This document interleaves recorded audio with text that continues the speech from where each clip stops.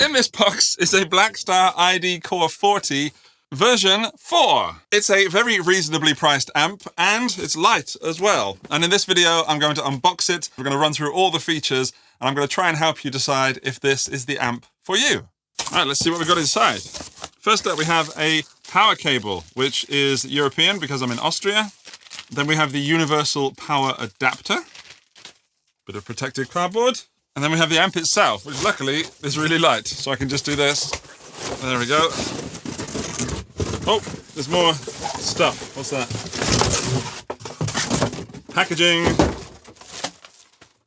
A user manual. And right way around. Amp in a bag. Oh, there's a lovely little carrying handle on the back. Forgotten about that. I've actually heard this already at NAMM this year when Steve played it for me, and he made it sound great. I'm going to hopefully give you some authentic tones, but also make it sound great. So I'm not going to try and make it sound good, but I am going to try and get some good sounds out of it, if that makes sense. Right, first impressions. It's very light. There are lots of knobs on the top and lots of connectivity. So let's go over the panel from left to right. Over here is the input, which is where you plug your guitar in. Then we've got line in and streaming input, which we'll go over in a bit. That takes a bit more explanation. Then we've got an output for cab rig and headphones. I'll also talk about that a little bit more in detail in a moment. Then we have our 6 amps. We've got clean warm, clean bright, crunch, super crunch, overdrive 1 and overdrive 2. Then this button down here is for switching between manual mode and presets. Then we have a USB-C cable, which we'll again go into in a bit. Glad to see USB-C there. Then we have 1 watt or 40 watt mode. So you can switch between 1 watt and 40. So if you're super loud and you like your settings, you need to make it quieter, press that and it'll just take you down to 1 watt mode and vice versa. Then we have gain, volume, and EQ, which is the ISF. I will go into that in a little bit. Then we have some onboard effects, modulation, delay, and reverb, which you can also hold down, and this becomes a tuner. Then you select your effect just here with this knob. Then what else we got? We've got the tap, this for the delay and other time-based stuff, and then the master volume, the level. Then we've got the foot switch input and our power switch. On the front of the amp, you can see the 2 speakers. These are each 6.5-inch speakers, or about 16.5 centimeters. And on the back, we've got the plastic carrying handle and the 16 volts power input. We also have 4 rubber feet on the bottom and these corner protectors, but nothing interesting really on the sides. Now, as the amp is stereo, I'm going to mic it up with 2 microphones and pan them left and right so you get the stereo experience as well. Right, I'm going to use the onboard tuner to tune.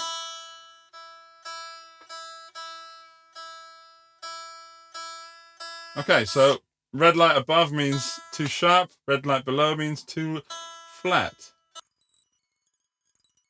Yeah, okay, right, let's hear it for the first time.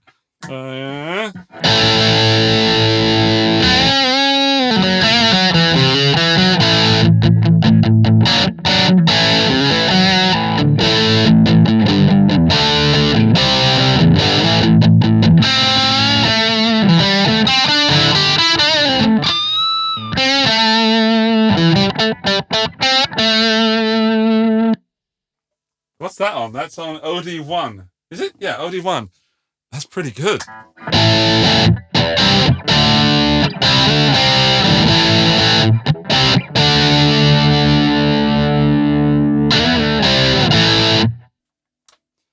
All right, I want to try. No, what I'll do is I'll go through every amp setting and find you something that I think sounds great with that amp setting.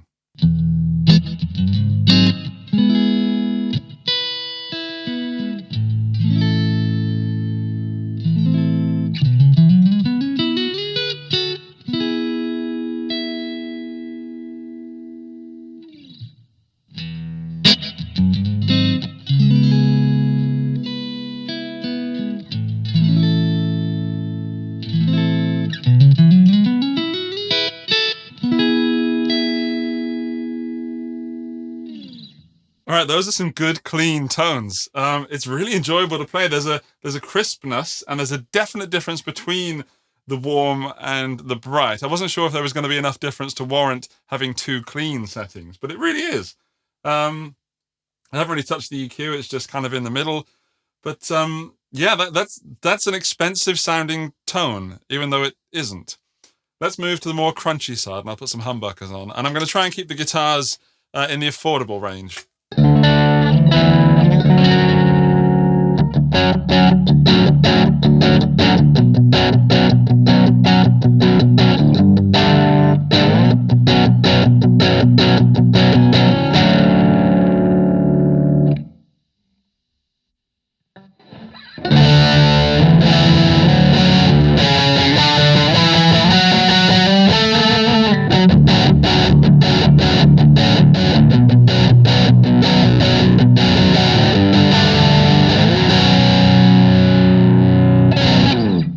That is a great crunch tone. It's more sort of on the edge of distortion rather than crunchy, but you can really sort of play with it and...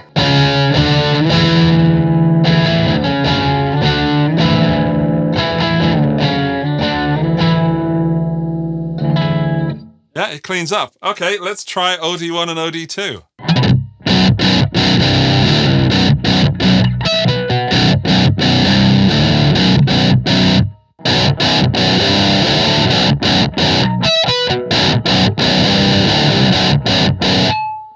I'm quite shocked. I didn't think it was going to sound that good. It's bright, and I've got the ISF, again, still about halfway. I really thought that it was going to sound cheap, and it doesn't.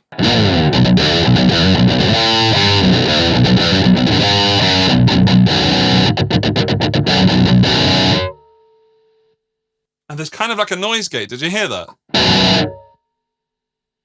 So the amp's doing, if that is a noise gate, the amp's doing something for me. There, it cuts out. I don't know if I like that, but I like the fact that if someone's a newcomer to guitar, it's going to help them, stop them from squealing too much.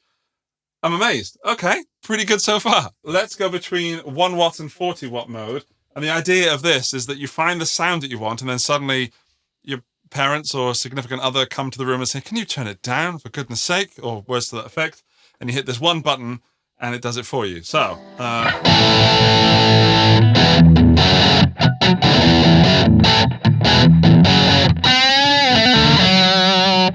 turn it down, please. Okay.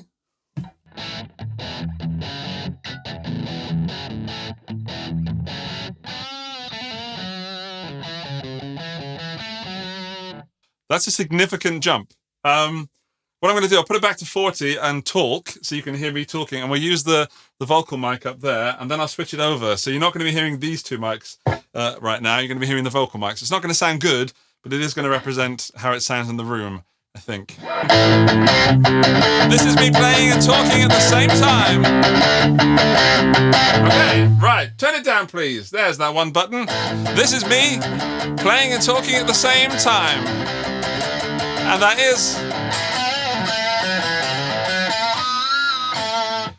That's good. I don't know if I managed to play and talk at the same time properly, but what I did do is notice a big drop in volume, and the tone obviously changes because of physics, and it suddenly lacks bass, but that gain is still there.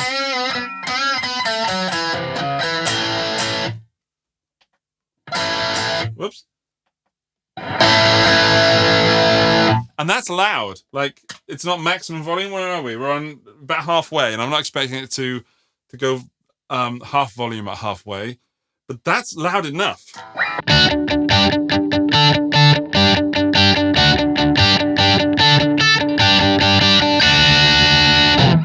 I haven't even read the manual yet. That's nice. That's as much explanation as I need from an amp. And I can also learn some French and possibly Japanese at the same time. We've got 4 types of modulation effects: phaser, then chorus or flanger, then envelope for some funk, and then tremolo. Let's try that out and get a bit of funkiness.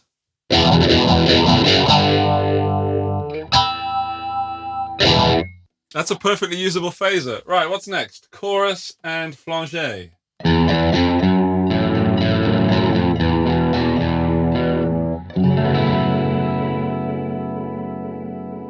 Again, good. I'm using extreme settings, by the way, to show how strong that effect is. I'm hoping to go to envelope now. Envelope, and get funky. I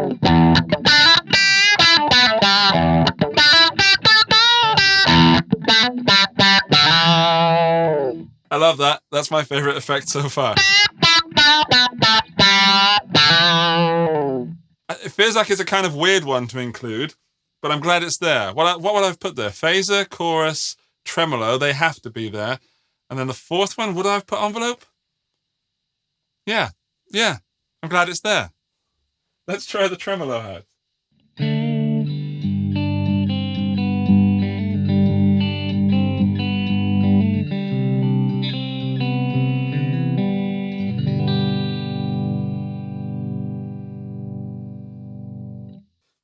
That one's a little bit confusing. I'm not sure if I like the tremolo on that, but I'm glad it's there because you've got the intensity and the speed.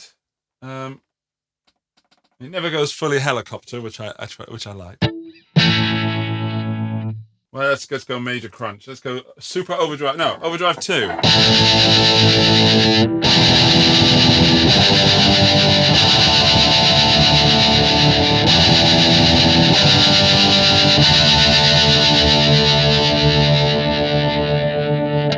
All right, that sounds good. I've changed my mind.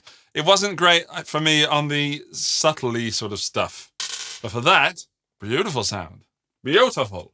Let's talk about the USB-C function. I've just downloaded the Architect software on my little computer, and it's updating the firmware, which I didn't do before shooting this video. So it's now done that. So I don't know if that's going to enable the amp to suddenly make coffee or something.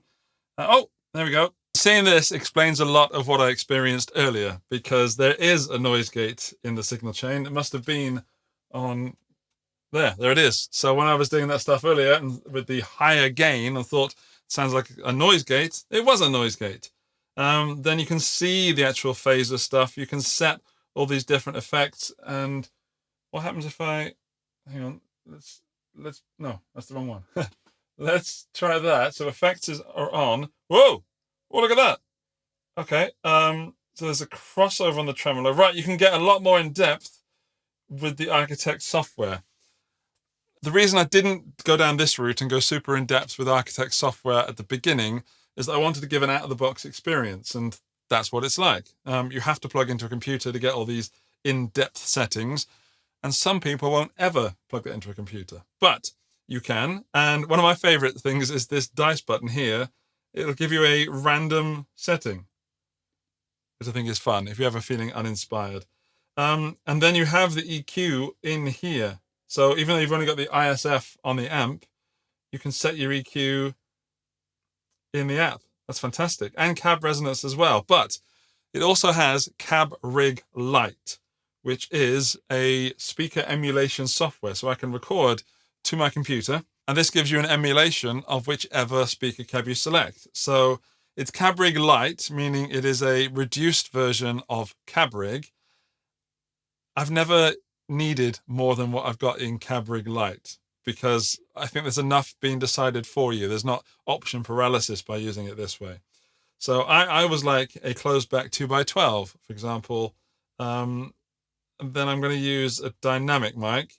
And what I'm going to do is record via the 2 mics, and then also record via the 𝗬𝗪𝗪 USB. And we'll compare the two, see what they sound like.